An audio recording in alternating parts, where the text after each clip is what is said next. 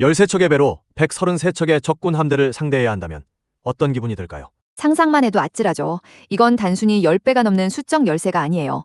사실상 전멸을 각오해야 하는 상황, 아니 싸움 자체가 성립되지 않는다고 생각할 겁니다. 보통의 경우라면요? 보통의 경우라면 그렇죠. 그런데 만약 이 싸움에서 13척의 배가 단 한 척도 잃지 않고 오히려 적군 함대 30여척을 격파했다면요? 이건 거의 신화나 전설 속 이야기처럼 들리잖아요. 바로 그 지점입니다. 이게 바로 1597년 10월 26일 명량해협에서 실제로 일어난 일입니다. 세계 해전 역사상 가장 위대한 승리 중 하나로 꼽히는 명량해전이죠. 그리고 이 믿기지 않는 승리의 중심에 이순신이라는 인물이 있었습니다. 오늘 우리가 이야기할 임진왜란은 바로 이런 불가능을 가능으로 만든 영웅들의 이야기입니다. 나라가 가장 큰 위기에 처했을 때, 모두가 절망하고 있을 때 어디선가 나타나 역사의 흐름을 바꾼 사람들이 있었죠.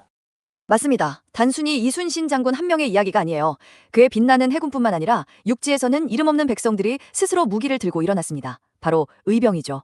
오늘은 7년간의 전쟁 속에서 조선을 지켜낸 영웅들의 전략과 리더십, 그리고 그들이 어떻게 위기를 기회로 만들었는지 깊이 파고들어 보려고 합니다. 이야기를 시작하려면 먼저 시간을 거슬러 올라가야겠죠. 1592년, 전쟁이 터지기 직전의 조선은 어떤 모습이었나요? 한마디로 평화에 너무 익숙해진 나라였습니다. 200년 가까이 큰 전쟁 없이 평화가 지속되다 보니 국방에 대한 경계심이 많이 무뎌져 있었죠. 군사 시스템은 있었지만 실전 경험이 부족했고 무기 체계도 낡아 있었습니다. 반면에 일본은 상황이 정반대였네요. 100년이 넘는 전국시대를 겪으며 수많은 실전으로 단련된 군대가 있었고 도요토미 히데요시라는 강력한 인물이 일본을 통일한 직후였죠. 정확합니다. 특히 일본군은 당시 최신 무기였던 조총, 머스켓으로 무장하고 있었습니다. 원거리에서 강력한 파괴력을 가진 무기였죠. 반면 조선군의 주력 무기는 활과 창이었습니다. 전쟁 준비 상태에서부터 엄청난 차이가 있었던 겁니다. 결국 1592년 4월 약 20만 명에 달하는 일본군이 부산을 통해 조선을 침공합니다. 그야말로 파죽지세였죠. 부산진과 동래선이 순식간에 함락되고 불과 20일 만에 수도인 한양이 점령당합니다. 네, 조선 조정은 충격에 빠졌습니다. 왕이었던 선조는 한양을 버리고 북쪽으로 피난을 떠나야 했죠. 정부의 군대, 즉 관군은 제대로 싸워보지도 못하고 무너졌습니다. 백성들은 나라가 이대로 망하는 건 아닌가 하는 극심한 공포와 절망에 빠졌습니다. 일본군은 조선을 점령하고 명나라까지 치고 올라갈 계획이었으니까요. 정부와 군대가 무력해진 상황, 모든 것이 끝났다고 생각했을 때 정말 예상치 못한 것에서 반격의 불씨가 타오르기 시작합니다. 바로 평범한 백성들 사이에서였죠. 맞습니다. 나라가 지켜주지 못하자 백성들이 우리 마을, 우리 가족은 우리가 지킨다며 스스로 일어선 겁니다. 이것이 바로 의병, Righteous Armies의 시작이었습니다. 일본군이 가장 예상하지 못했던 변수였죠. 의병, 말 그대로 정의로운 군대라는 뜻인데 정말 드라마틱한 등장이네요. 전문 군인도 아닌 사람들이 어떻게 군대를 조직할 수 있었던 거죠? 의병의 구성은 정말 다양했습니다. 연구에 따르면 살아남은 관군 병사들, 지역에 존경받는 유학자들, 양반, 평범한 농민들, 그리고 심지어 불교 승려들까지 합류했습니다. 각 지역의 지리에 밝고 명망 있는 인물이 지도자가 되어 사람들을 규합한 거죠. 와, 정말 각계각층의 사람들이 다 모였군요. 1592년 여름에는 그 수가 무려 2만 2천 명에 달했다고 하니 엄청난 규모입니다. 그런데 이들이 일본 정규군과 정면으로 싸우기는 어려웠을 텐데요. 맞습니다. 그래서 의병은 정면 대결을 피했습니다. 대신 그들이 가장 잘할 수 있는 방식으로 싸웠죠. 바로 게릴라전입니다. 비유하자면 거대한 곰을 정면에서 공격하는 대신 수많은 벌떼가 곰 주위를 맴돌며 계속해서 침을 쏘는 전략과 같았습니다. 벌떼 전략, 비유가 아주 적절하네요. 구체적으로 어떤 활동들을 했나요? UCLA 한국역사 디지털 박물관의 자료를 보면 의병의 역할이 명확히 드러납니다. 그들은 일본군의 보급로를 차단하는 데 집중했습니다. 일본군은 현지에서 식량과 물자를 조달해야 했는데 의병들이 매복해 있다가 보급부대를 공격해서 큰 타격을 입혔죠. 또 소규모 부대를 습격하거나 점령지 내의 적 거점을 공격하기도 했습니다. 이렇게 일본군을 끊임없이 괴롭히면서 전력을 분산시키고 발을 묶어놓은 겁니다. 그러니까 일본군 입장에서는 전진하고 싶은데 자꾸 뒤에서 발목을 잡는 성가신 존재였겠군요. 이게 단순한 군사적 효과만 있었던 건 아닐 것 같아요. 정말 중요한 포인트입니다. 의병의 가장 큰 역할 중 하나는 바로 사기 진작이었습니다.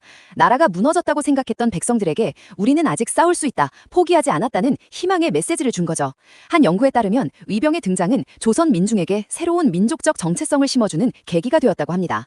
민족적 정체성이라니 정말 흥미롭네요. 어떻게 그럴 수 있었죠? 의병장들은 사람들을 모으기 위해 격서라는 편지를 썼습니다. 그런데 이 편지를 어려운 한문이 아니라 일반 백성들도 쉽게 읽을 수 있는 한글로 썼다는 기록이 있습니다.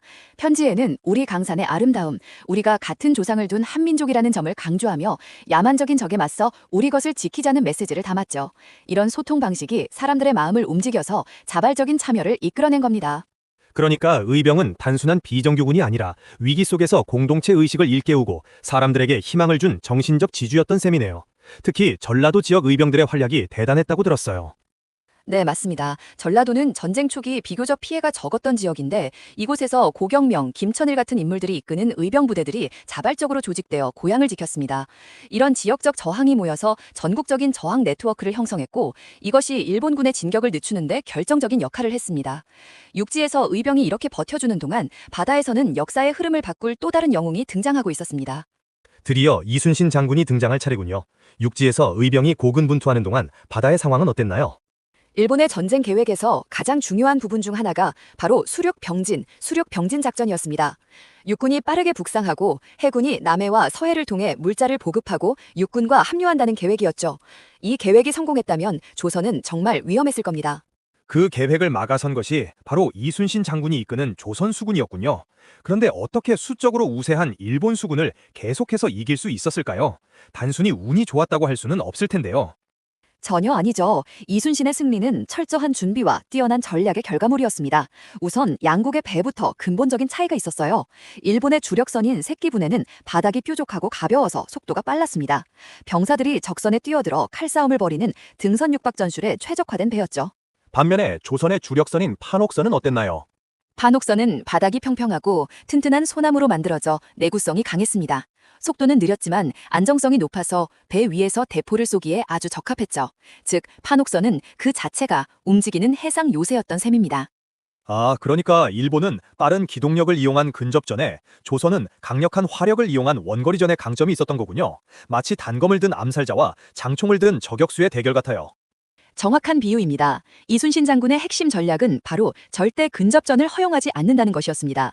일본군이 잘하는 백병전의 판으로 끌려가지 않고 우리가 잘하는 원거리 포격전의 판을 만드는 거죠.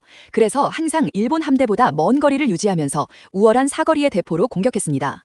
그런 전략을 극대화하기 위해 탄생한 것이 바로 그 유명한 거북선이군요. 맞습니다. 이순신 장군은 전쟁을 미리 대비하면서 거북선을 건조하고 개량했습니다. 거북선은 판옥선 위에 철갑으로 된 덮개를 씌우고 덮개 위에는 뾰족한 쇠못을 박아 적들이 올라오지 못하게 만들었죠. 그야말로 바다 위의 돌격 전차였습니다. 생각만 해도 위압감이 엄청나네요. 이 거북선이 처음으로 실전에 투입된 것이 사천해전이라고 들었습니다. 당시 상황이 어땠나요? 네, 1592년 5월 29일 사천해전에서 거북선이 데뷔전을 치릅니다. 당시 이순신 장군은 일본 함대가 항구에 정박해 있다는 정보를 입수합니다. 하지만 항구 안은 좁아서 판옥선 같은 큰 배가 움직이기 어려웠죠. 여기서 이순신의 지략이 빛을 발합니다. 어떤 작전을 썼나요? 바로 유인후 삼멸 작전입니다. 먼저 일부러 몇 척의 배를 보내 약한 척 싸우다가 도망가는 거짓 후퇴를 합니다. 일본군이 조산수군 별거 아니네 하고 신나서 쫓아오겠죠? 그들을 넓은 바다로 끌어낸 순간 기다리고 있던 본대가 돌아서서 총공격을 퍼붓는 겁니다. 그리고 그 총 공격의 선봉에 거북선이 있었군요. 그렇습니다. 거북선이 적진 한가운데로 돌진해 들어가 사방으로 대포를 쏘아대며 일본 함대의 진영을 완전히 무너뜨렸습니다. 일본군은 거북선의 철갑을 뚫을 수도 배 위로 올라갈 수도 없었죠. 처음 보는 괴물 같은 배의 등장에 일본군은 엄청난 충격과 공포에 빠졌습니다. 이 전투에서 일본 대형군선 13척을 모두 격침시키는 대승을 거둡니다. 와, 정말 영화 같은 장면이네요. 단순히 배만 좋은 게 아니라 그 배의 장점을 극대화할 수 있는 전술까지 완벽하게 결합된 승리였군요.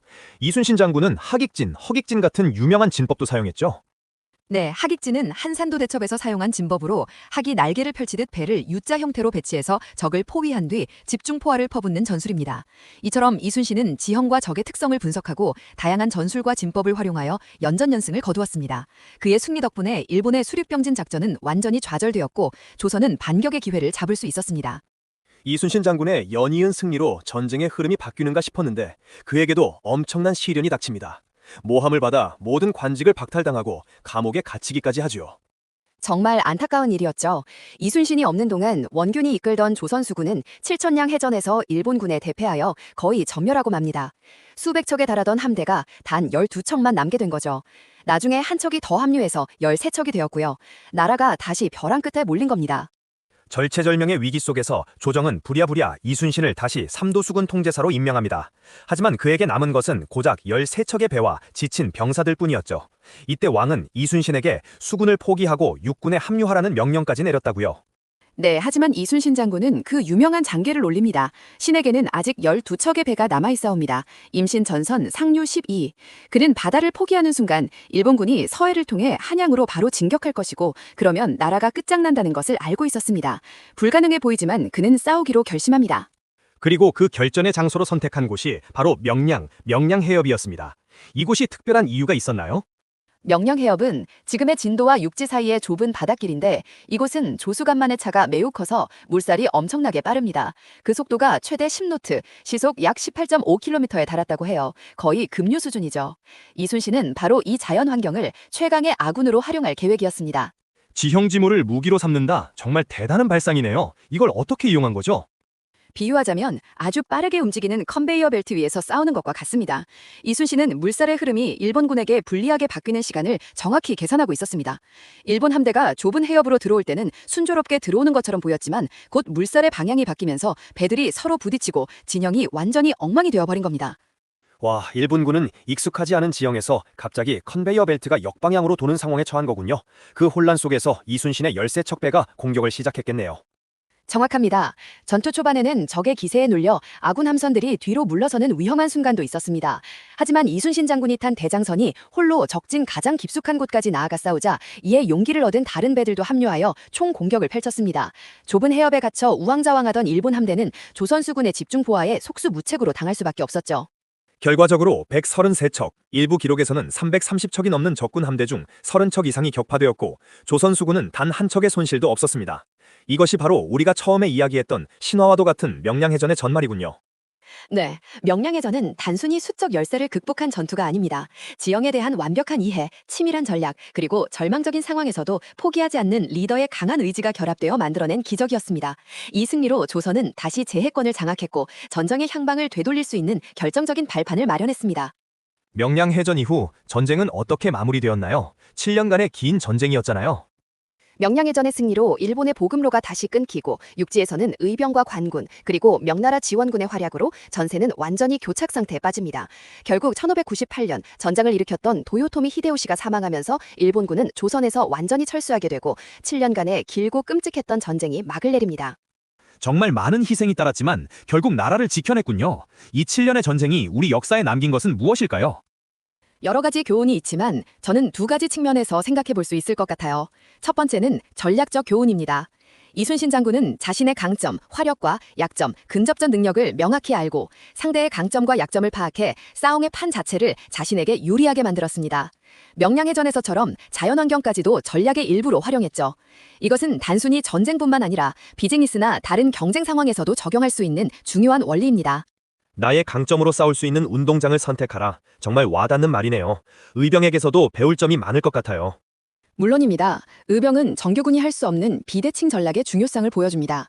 정면 대결이 불리할 때 상대의 약점인 보급선을 공격하고 끊임없이 괴롭혀서 힘을 빼는 방식은 약자가 강자를 이길 수 있는 효과적인 방법이죠. 그리고 이 모든 활동의 기반에는 사람들의 마음을 얻는 것이 있었습니다.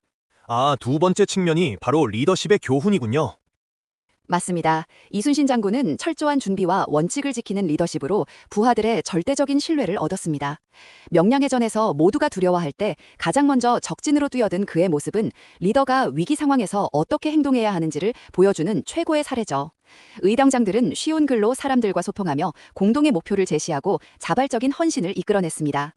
이들은 단순한 지휘관이 아니라 사람들에 대해 희망과 비전을 제시하는 정신적 리더였습니다. 결국 임진왜란 극복의 역사는 준비되지 않은 국가가 위기에 처했을 때 뛰어난 전략가 한 명과 이름 없는 수많은 민중의 힘이 합쳐져서 불가능을 이겨낸 이야기라고 할 수 있겠네요. 정확합니다. 위기는 언제나 예고 없이 찾아오지만 그 위기를 어떻게 극복하느냐에 따라 공동체의 운명이 결정됩니다. 임진왜란은 절망적인 상황 속에서도 자신의 자리에서 최선을 다했던 영웅들 덕분에 우리가 지금 이 자리에 있을 수 있다는 것을 보여주는 빛나는 역사적 기록입니다.